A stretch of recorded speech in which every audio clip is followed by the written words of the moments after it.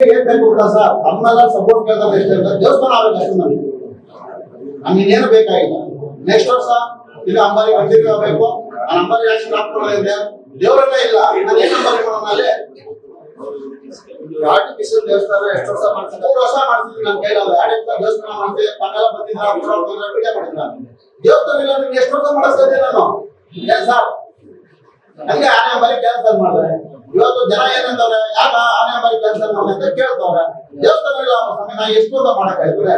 ದೇವಸ್ಥಾನ ಗರ್ಭಗುಡಿ ಕೊಟ್ರೆ ತಾನೇ ನಾವು ಮಾಡಕ್ ಸಾಧ್ಯ. ದೇವರೇ ಇಲ್ಲ.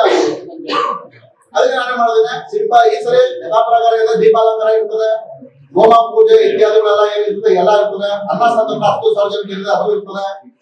ಅಂಬಾರಿ ಒಂದು ಕ್ಯಾನ್ಸಲ್ ಮಾಡಿದೀವಿ, ರಸಬಗೆರೆ ಕಾರ್ಯಕ್ರಮ ಒಂದು ಕ್ಯಾನ್ಸಲ್ ಮಾಡಿದ್ವಿ. ಅಂಬಾರಿ ಬಂದು ಎರಡು ಬೆಳ್ಳಿ ರಥದಲ್ಲಿ 2 ಸ್ವಾಮಿನ ಕೂಡಿಸಿ ಸೇಮ್ ಏನಿದೆ ಪ್ರೊಸೆಷನ್ ಅದೇ ರೀತಿ ಪ್ರೊಸೆಷನ್ ಮಾಡಕ್ಕೆ ಏರ್ಪಾಡು ಮಾಡಿದ್ವಿ. ಇವ್ರು ಯಾವಾಗ ಗರ್ಭಗುಡಿ ರೆಡಿ ಮಾಡಿ ನಮ್ಗೆ ಕೊಡ್ತಾರೋ ಈಗ 2 ಆನೆ ಬಂದೇ ಬರ್ತದೆ. ಇನ್ನು ಅದ್ದೂರಿಯಾಗಿ ನಾವು ಮಾಡೇ ಮಾಡ್ತೀವಿ. ತಮ್ಮೆಲ್ಲ ಸಪೋರ್ಟ್ ಇರ್ತದೆ.